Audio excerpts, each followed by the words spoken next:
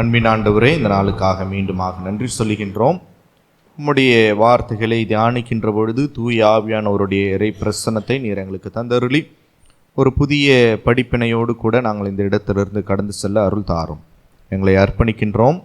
நீர் எங்களோடு கூட இருந்து வழி நடத்தும். மீட்பர் இயேசு கிறிஸ்து வழியாக ஜெபிக்கின்றோம் பிதாவே, ஆமென். கிறிஸ்துவுக்குள் அன்பானவர்களே, உங்கள் அனைவரையும் ஆண்டவரும் இரட்சகருமாகிய இயேசு கிறிஸ்துவின் திருப்பெயரினாலே அன்போடு கூட வாழ்த்துகின்றேன், வரவேற்கின்றேன். மீண்டுமாக ஒரு புதிய நாளிலே ஒரு புதிய உவமையை நாம் தியானிக்கும்படியாக கடவுள் கொடுத்ததான இந்த நல்ல வாய்ப்பிற்காக ஆண்டவரை நான் ஸ்தோத்திரிக்கின்றேன், ஆண்டவரை நான் போற்றுகின்றேன். குறிப்பாக மத்தேயு எழுதிய நற்செய்தி நூல் 25வது அதிகாரம் வசனங்கள் 16 14 30 அடங்கிய வசனங்களை இந்த நாளினுடைய தியான பகுதிக்காக நாம் தெரிந்து கொள்வோம். மத்தேயு எழுதிய நற்செய்தி நூல் 25வது அதிகாரம் வசனங்கள் 14 30 அடங்கிய வார்த்தைகள். ஒருவேளை இந்த உவமை என்பது எல்லோருக்கும் தெரிந்த ஒரு உவமை. குறிப்பாக நம்முடைய ஆண்டவராகிய இயேசு கிறிஸ்து விண்ணரசை குறித்து ஒவ்வொரு உவமையின் வழியாக அதனுடைய இரகசியங்களையும் விண்ணரசனுடைய தத்துவங்களையும் மிக அழகாக சீஷர்களுக்கும் இறை மக்களுக்கும் எடுத்துரைக்கின்ற காட்சியை நம்மால் பார்க்க முடிகின்றது. அந்த வகையிலே 14வது வசனம் இப்படியாக நமக்கு சுட்டி காட்டுகின்றது. விண்ணரசை பின்வரும் நிகழ்ச்சியின் வாயிலாக விளக்கலாம் என்று சொல்லுகின்றார். அப்போ விண்ணரசு என்பது எப்படிப்பட்டது, யாருக்குரியது, எந்த நிலையிலே அது அமைந்திருக்கின்றது என்பதை பின்வருகின்றதான ஒரு நிகழ்ச்சியை அவர் குறிப்பிட்டு கடைசியாக முடிக்கும் பொழுது அவர் இப்படியாக முடிக்கின்றார். 29 30 அடங்கிய வசனங்களில் இப்படியாக முடிக்கின்றார். ஏனெனில் உள்ளவர் எவருக்கும் கொடுக்கப்படும், அவர்கள் நிறைவாக பெறுவர், இல்லாதோரிடமிருந்தும் அவரிடம் உள்ளதும் எடுக்கப்படும். 30வது வசனத்தை கடைசியாக முடிக்கும் பொழுது விண்ணரச இப்படியாக சொல்லுகின்றார். பயனற்ற இந்த பணியாளனை புறம்பேயுள்ள இருளிலே தள்ளுங்கள். பயனற்ற இந்த பணியாளனை புறம்பேயுள்ள இருளிலே தள்ளுங்கள், அங்கே அழுகையும் அங்கலாய்ப்பும் இருக்கும் என்று சொல்லி அவர் கூறுகின்றார். எந்த ஒரு பயனும் இல்லாத ஒரு ஊழியராக அல்லது எந்த ஒரு பயனும் இல்லாத ஒரு திருத்தொண்டனாக நாம் இருக்கக்கூடாது என்பதை மிக சிறப்பாக சுட்டி காட்டுகின்றார். ஒருவேளை விண்ணரசு எப்படிப்பட்டது அப்படின்றத தாளந்தின் உவமையாக இயேசுவானவர் இங்கே காட்டுகின்றார். நம்ம எல்லோருக்கும் தெரிந்த ஒரு உவமை இல்லை? இயேசுவானவர் ஒரு தூர இடத்திற்கு அவர் செல்லுகின்ற பொழுது அங்கே தன்னுடைய வீட்டிலே வேலை பார்த்து கொண்டிருந்ததான 3 பணியாளர்களை அவர் அழைத்து அவர்களிடத்திலே 5 தாளந்து ஒருவரிடத்திலேயும் 2 தாளந்துகளை ஒருவரிடத்திலேயும் 1 தாளந்தை ஒருவரிடத்திலையும் கொடுத்துவிட்டு செல்லுகின்றார். நான் போயிட்டு மீண்டுமாக வருவேன், வருகின்ற பொழுது நீங்கள் இதை பத்திரமாக வைத்து கொள்ளுங்கள், இதை நீங்கள் மல்டிப்ளை பண்ணணும் அப்படின்னு சொல்லிட்டு அவர்களுக்கு ஒரு கட்டளையை கொடுக்கின்றார். 15வது வசனத்திலே நாம் பார்க்கும் பொழுது அவரவர் திறமைக்கு ஏற்ப ஒருவருக்கு 5 தாளந்தும் வேறு ஒருவருக்கு 2 தாளந்தும் இன்னொருவருக்கு 1 தாளந்தும் கொடுத்துவிட்டு நெடு பயணம் மேற்கொள்ளுகின்றார். Is having a very long journey. மீண்டுமாக வருவேன், வருகின்ற பொழுது நான் கொடுத்ததை நீங்கள் என்ன பண்ணணும், இதை எனக்கு திருப்பி கொடுக்க வேண்டும் என்கின்றதான ஒரு கட்டளை அங்கே கொடுக்கப்படுகின்றது. ஒருவேளை நீங்கள் யோசித்து பாருங்க, 3 பணியாட்கள் அவருடைய இல்லத்திலே பணியாற்றுகின்றார்கள், வேலை செய்கிறாங்க. அப்போ 3 பணியாளர்களுக்கும் அவர் என்ன பண்ணியிருக்கணும், மொத்தம் 8 தாளந்து கொடுக்குறார். அப்போ 3 பணியாளர்களுக்கும் 8 3 போட்டோன்னு சொன்னீங்கன்னா என்ன பண்ண முடியும், அதை பிரிக்கவே முடியாது இல்லையா? அப்போ இங்கே ஆண்டவர் என்ன பண்ணுறாருன்னா 5 தாளந்து ஒருத்தருக்கு கொடுத்துட்றார், 2 தாளந்து ஒருத்தருக்கு கொடுத்துட்றார், 1 ஒருத்தருக்கு கொடுக்குறார். எப்படி கொடுக்கிறார்? நம்ம ஒவ்வொருவருடைய திறமைக்கு ஏற்ப அவருடைய வீட்டில் பணி செய்கின்றார்கள் அல்லவா? அப்போ ஒருத்தர் நல்லா வேலை செய்வார், அடுத்த நிலையில் இருப்பவர் கொஞ்சம் அவரை விட கொஞ்சம் கீழே வேலை செய்ய முடியும், சற்று குறைவாக வேலை செய்ய முடியும். அவரை காட்டிலும் 3வது இருப்பவர் சற்று குறைவாக வேலை செய்ய முடியும். அப்ப அந்த திறமைக்கு ஏற்ப அவர் ஒரு ஒரு காரியத்தை அங்கே கொடுக்கின்றார். எபேசியர் 4வது அதிகாரம் 7, 8 அடங்கிய வசனங்களை நாம் வாசித்து பார்க்கின்ற பொழுது, எபேசியர் வாசிங்க.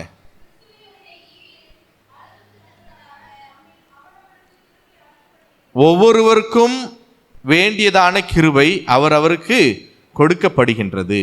அவருடைய ஈவு என்பது அவருடைய ஒவ்வொருவருடைய அளவிற்கு வேண்டிய அளவில் அவங்களுக்கு என்ன பண்ணப்படுகின்றதா, கொடுக்கப்படுகின்றது. அப்ப அவர் யாருக்கு எதை கொடுக்கின்றார், எவ்வளவு கொடுக்கின்றார் என்பது முக்கியம் இல்லை. எவ்வளவு தாளந்துகளை கொடுத்திருக்கிறார், அவருக்கு எவ்வளவு கிருபை இருக்கின்றது, அவர் எவ்வளவு பணியாற்றுகின்றார் என்பது முக்கியம் அல்ல. மாறாக கடவுள் கொடுத்ததான தாளந்துகளை மிக சிறப்பாக நாம் பயன்படுத்த நாம் அழைக்கப்படுகின்றோம். ஒருவேளை தாளந்து என்று சொல்லுகின்ற பொழுது யூதர்கள் வாழ்ந்த காலங்களிலே அல்லது ரோம அரசர்களுடைய காலங்களிலே தாளந்து என்று சொல்லுகின்ற பொழுது ஒரு நாளினுடைய கூலியாக அது பார்க்கப்படுகின்றது. ஆனால் இங்கே குறிப்பிடுகின்ற தாளந்து it does not denote the coin, அது ஒரு நாணயத்தை குறிப்பிடவில்லை, மாறாக அது அளவை குறிப்பிடுகின்றது. அளவை குறிப்பிடுகின்ற ஒன்றாக இருக்கின்றது. அந்த அளவு ஒருவேளை திருமறையாளர்கள் இப்படியாக சொல்லுகின்றார்கள், 15 ஆண்டுகள் ஒரு மனுஷன் உழைத்த உழைப்பை சேகரித்து வைத்து அதை என்ன பண்ணுறாராம், மீண்டுமாக கொடுக்கின்றார் என்பதாக இறையியலாளர்களும் இந்த திருமறையாளர்களும் இதை விளக்கி சுட்டி காட்டுகின்றார்கள். 15 ஆண்டுகள் தான் பெற்றுக்கொண்டதான ஊதியத்தை என்ன பண்ணுறாங்க, அதை திரும்பவும் கொடுக்கின்றார்கள். It may be a gold or silver or copper, இல்லை தங்கமாகவும் இருக்கலாம், அது வெள்ளியாக இருக்கலாம், அல்லது காப்பர்னா சொல்லுவீங்க செம்பாக இருக்கலாம், இல்லை இப்படியாக எந்த நிலையில வேண்டுமானாலும் இருக்கலாம் என்று இறையியலாளர்கள் இங்கே சொல்லுகிறார். ஆனால் நம்ம பார்க்குற தாளந்து இந்த தாளந்தும் இரண்டும் ஒன்று அல்ல என்பதை நாம் உணர்ந்து கொள்ள நாம் அழைக்கப்படுகின்றோம். 3 காரியங்களை உங்களோடு கூட இந்த பகுதியின் வாயிலாக சுட்டி காட்ட நான் விரும்புகின்றேன். முதலாவதாக அந்த பணியாளர்களுடைய கடுமையான உழைப்பு, பணியாளர்களுடைய கடுமையான உழைப்பு. இரண்டாவதாக நாம் பார்க்கும் பொழுது அந்த பணியாளர்களுடைய மனநிலையை நாம் புரிந்து கொள்ள வேண்டும். மூன்றாவதாக தன்னுடைய எஜமான் அவர்களுக்கு கொடுக்கக்கூடியதான அந்த பரிசு. கடைசியாக பரிசை அங்கே கொடுக்கின்றார். The hard work of the servant, the mindset of the servant and the reward of the master. இந்த 3 காரியங்களை சுருக்கமாக உங்களோடு கூட பகிர்ந்து கொண்டு இந்த நாளிலே இந்த சிந்தனையின் வழியாக நாம் என்ன உண்மையை நாம் கற்றுக்கொள்ள போகின்றோம். முதலாவதாக அந்த கடுமையான உழைப்பை உழைத்ததான அந்த பணியாட்களினுடைய நிலைமையை நாம் கூர்ந்து கவனிக்க நாம் அழைக்கப்படுகின்றோம். 16, 17வது வசனத்தை நாம் வாசிக்கும் பொழுது, 5 தாளந்தை பெற்றவர் போய் அவற்றை கொண்டு வாணிகம் செய்து வேறு 5 தாளந்தை ஈட்டினார். அவ்வாறே 2 தாளந்து பெற்றவரும் மேலும் 2 தாளந்துகளை அவர் ஈட்டினார்.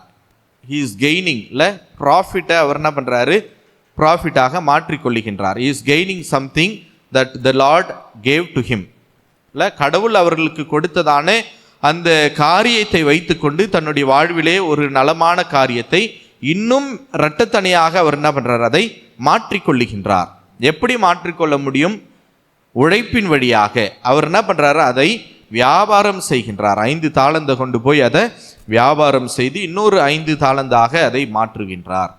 2 தாளந்து பெற்றுக்கொண்டவரும் அதை என்ன பண்றாரு, வியாபாரம் செய்து அதை மீண்டுமாக 4 தாளந்தாக அதை மாற்றிக்கொள்ளுகின்ற காட்சி நம்மால் பார்க்க முடிகின்றது. ஒருவேளை சுறுசுறுப்பு இல்லை, அவர்களுடைய வாழ்விலே சுறுசுறுப்பு, அந்த கொடுத்ததான தாளந்தை எப்படி அதை பயன்படுத்த வேண்டும் என்கின்றதான அந்த மனநிலை அவர்களுக்குள்ளே இருந்தது, காணப்பட்டது. அது ரொம்ப ரொம்ப முக்கியமானது இல்லை. உழைப்பு, சுறுசுறுப்பு, அவர்களுடைய மனநிலையை இந்த பகுதியில் நாம் பார்க்க வேண்டும். ஒருவேளை அப்படிப்பட்டதான மனநிலையை தான் ஆண்டவர் என்ன பண்ணுறாரு, விரும்புகின்றார். நாம் உழைக்க வேண்டும், சுறுசுறுப்பாக இருக்க வேண்டும். அதே போல் நமக்குள்ளே இருக்கின்றதான அந்த இனோவேட்டிவ் பவர், நியூ கிரியேட்டிவ் பவரை நம்ம என்ன பண்ணோம், பயன்படுத்தி கொண்டு கடவுள் நமக்கு கொடுத்திருக்கின்றதான வாய்ப்புகளையும் சூழ்நிலைகளையும் சந்தர்ப்பங்களையும் நாம் பயன்படுத்தி கொண்டவர்களாக அதை மல்டிப்ளை பண்ணணுமே ஒழிய நாளுக்கு நாள் அது என்ன ஆகக்கூடாது, டிக்ரீஸ் ஆகிக்கிட்டே வரக்கூடாது, குறைந்து கொண்டு வரக்கூடாது. அது ஒவ்வொரு நாளும் இன்க்ரீஸ் ஆகிட்டு தான் போகணும், கூடுதலாக தான் போக வேண்டுமே ஒழிய அது குறைந்து கொண்டு போகக்கூடிய தன்மை நம்முடைய வாழ்விலே இருக்கக்கூடாது. இரண்டாவதாக நாம் பார்க்கும் பொழுது அந்த மனநிலையை நாம் அறிந்து கொள்ள நாம் அழைக்கப்படுகின்றோம். குறிப்பாக 24வது வசனத்திலே நாம் வாசிக்கின்ற பொழுது அங்கே ஒரு தாளந்து பெற்றுக்கொண்டவனுடைய மனநிலை இன்றைக்கு ஆண்டவர் நம்மோடு கூட பகிர்ந்து கொள்ள விரும்புகின்றார். ஒரு தாளந்தை பெற்றுக்கொண்டவனுடைய மனநிலையை வாசிக்கலாமா? 24வது வசனம். ஒரு தாளந்தை பெற்றுக்கொண்டவர் ஆண்டவரே, நீர் விதைக்காத இடத்தில் அறுக்கிறவரும் தெளிக்காத இடத்திலே சேர்க்கிறவருமாய் இருப்பதை நான் அறிந்து கொள்ளுகின்றேன் அப்படின்னு சொல்றார். அவருடைய மனநிலை பாருங்க, ஒரு தாளந்தை பெற்றுக்கினவர மனநிலையை பாருங்க. ஐயா, நீர் கடின உள்ளத்தினர், நீர் விதைக்காத இடத்தில் போய் அறுவடை செய்பவர், நீர் தூவாத இடத்திலும் விளைச்சலை சேகரிப்பவர் என்பதை அறிவேன். கடவுள் எப்படிப்பட்டவர் என்பதை இவர் என்ன பண்ணியிருக்கிறாரு? அறிந்திருக்கிறார் இல்ல? ஒருவேளை இந்த பகுதி என்பது எதை, யாரை உணர்த்துகின்றது என்று சொன்னால், இயேசுவானோர் வாழ்ந்த காலத்தில் இருந்ததான வேத பாரகர்களையும் பரிசேயர்களையும் இது அழகாக சுட்டி காட்டுகின்றது. கடவுள் அவர்களுக்கென்று சொல்லி கொடுக்கப்பட்டதான அந்த சட்டங்களையும், அந்த சட்டங்கள் மனிதர்களுக்காகவே படைக்கப்பட்டது என்பதை அவர்கள் மறந்து போனவர்களாக, அந்த சட்டங்களை கடவுள் இதை நமக்கு கொடுத்திருக்கிறார், இதை நம்ம என்ன பண்ணிடணும்? பத்திரமாக பாதுகாத்து வைக்க வேண்டும். இது மனிதர்களுக்கு எந்த ஒரு பயனையும் கொடுக்கக்கூடாது. அந்த சட்டங்களானது நம்முடைய வாழ்விலே எந்த ஒரு மேம்பாட்டையும் அது கொண்டு வரக்கூடாது என்பதாக நினைத்து அந்த சட்டங்கள் என்ன பண்ணிடுறாங்க? புதைத்து வைக்கின்றார்கள். அப்படியே என்ன பண்றாங்க? கிடப்பில் அவர்கள் வைத்து விடுகின்றார்கள். ஆனால் ஆண்டவர் சொல்லுகின்றார், இங்க சொல்றாரு பாருங்க, நீர் கடின உள்ளத்தோடு கூட இருப்பவர், நீர் விதைக்காத இடத்தில் போய் அறுவடை செய்கின்ற ஆண்டவர், நீர் தூவாத இடத்திலும் விளைச்சலை சேகரிப்பவர் என்பதை நான் அறிவேன். வெறுங்கையில் யாராச்சும் முழம் போட முடியுமா? போட முடியாது. ஆனால் நிறைய பேர் அப்படி போடுறவங்களாக இருக்கிறாங்க. வெறுங்கையிலேயே முழம் போட்டு என்ன பண்ணுவாங்க? பலரை வஞ்சிக்கின்றவர்களாக காணப்படுகின்றார்கள். அப்போ அந்த பணியாளனுடைய மனநிலை எப்படி இருக்குது பாருங்க. அவர் சோம்பேறித்தனமாக, கடவுள் எல்லாவற்றையும் பார்த்து கொள்வார், கடவுள் எல்லாவற்றையும் நமக்கு கொடுத்து விடுவார், நம்ம சும்மா இருந்தால் போதும், எல்லாத்தையும் ஆண்டவர் என்ன பண்ணுவார்? நம்மளுக்கு கூரிய பிச்சுக்கிட்டு நமக்கு கொடுத்துருவார் அப்படின்றதானே ஒரு மனநிலை அவருக்கு இருந்தது. கடவுள் அப்படிப்பட்ட ஆண்டவர் அல்ல. குதிரையானது யுத்த நாளுக்காக ஆயத்தமாக்கப்படும், நாம் ஆயத்தம் உள்ளவர்களாக இருக்க வேண்டும், ஜெயமோ கர்த்தரால் வரும் என்று வேதத்திலே நாம் வாசிக்கின்றோம். அப்ப நமக்கு ஆயத்தமே இல்லாம ஜெயத்தை மட்டும் நாம் பெற்றுக்கொள்ள வேண்டும் என்று சொன்னால் அது நிச்சயமாக முடியவே முடியாது. அப்படியே தான் இந்த மனநிலையும் கூட நாம் பார்க்கின்றோம். கடைசியாக நாம் பார்க்கும் பொழுது the reward of the master. முதல்ல அவர் என்ன சொல்றாரு? கடினமாக உழைக்க வேண்டும், கொடுத்திருக்கின்றதான வாய்ப்புகளை பயன்படுத்தி கொண்டு அதை நாம் பெருக்கி அதை காட்டுகின்ற பிள்ளைகளாக நாம் இருக்க வேண்டும். அதே போல மனநிலை எப்படி இருக்கக்கூடாது என்பதையும் ஆண்டவர் இந்த பகுதியிலே சுட்டி காட்டுகின்றார். கடவுள் வெறுங்கையில் முழம் போடுறவரே இல்லை. அதனால தான் சொல்றாரு, நீ உன் உழைப்பின் பலனை நீர் உண்பீர், உன் கைகளின் பிரயாசத்தை நீ என்ன பண்ணுவியா? சாப்பிடுவாய் அப்படின்றார். ஏன் சொல்றாரு? அதை எவ்வளவுக்கு எவ்வளவு உழைக்கின்றோமோ அவ்வளவுக்கு அவ்வளவுதான் கடவுள் உங்களை என்ன பண்ண முடியும்? ஆசீர்வதிக்க முடியும் என்பதை சுட்டி காட்டுகின்றார். கடைசியாக பார்க்கும் பொழுது 21வது வசனத்தை நாம் கூர்ந்து கவனிக்க நாம் அழைக்கப்படுகின்றோம். அதற்கு அவருடைய தலைவர் அவரிடம் நம்பிக்கைக்குரிய நல்ல பணியாளரே என்று சொல்லி அவருக்கு ஒரு சர்டிஃபிகேட் கொடுக்கிறார். நம்பிக்கைக்குரிய நல்ல பணியாளரே, you are the good servant. அங்கே ஒரு தாளந்து வாங்கி கடவுள் எல்லாத்தையும் பார்த்துக்கிறாருன்னு சொல்றவனுக்கு என்ன பண்றாரு? நீ நல்ல பணியாள் கிடையாது, நீ கெட்ட பணியாளன், உன்னுடைய மனநிலை சரியானதாக இல்லை அப்படின்றத சுட்டி காட்டுறார். அப்ப இங்கே சொல்றாரு, நம்பிக்கைக்குரிய நல்ல பணியாளரே, சிறிய பொறுப்புகளில் நம்பிக்கையுரியவராக இருந்தீர். சின்ன சின்ன வேலைகளிலே, கடவுள் கொடுத்திருக்கின்றதான சின்ன வேலைகளே உண்மையோடும் உத்தமத்தோடும் நீ செய்து வந்தபடியினாலே உனக்கு ஒரு பெரிய ஒரு பரிசை நான் கொடுக்கின்றேன். அது எப்படிப்பட்டதான பரிசு என்று சொன்னால், பெரிய பொறுப்புகளில் உம்மை உயர்த்துவேன், உம் தலைவனாகிய என் மகிழ்ச்சியில் நீரும் வந்து பங்கு கொள்ளும். Come and participate in the joy of the Lord. ஆண்டவருடைய அந்த மகிழ்ச்சியிலே நீயும் பங்காளியாக இருக்க வேண்டும். ஒருவேளை வேலையாளாக இருந்தவர் இல்லை, தன்னுடைய இல்லத்திலே பணியாளாக இருந்தவர், வேலைக்காரனாக இருந்தவர் இப்போ என்ன ஆகிறாரு? பார்ட்னராக மாறிவிடுகின்றார்.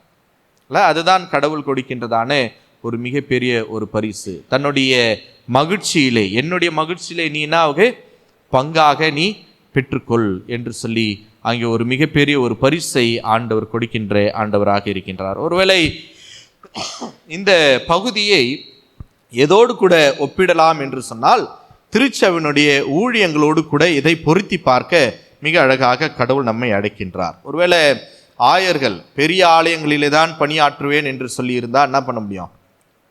சின்ன ஆலயங்களெல்லாம் என்ன ஆகும்? இல்லை, கிராமப்புறங்களிலே இருக்கின்றதான ஆலயங்களெல்லாம் என்ன ஆகும்?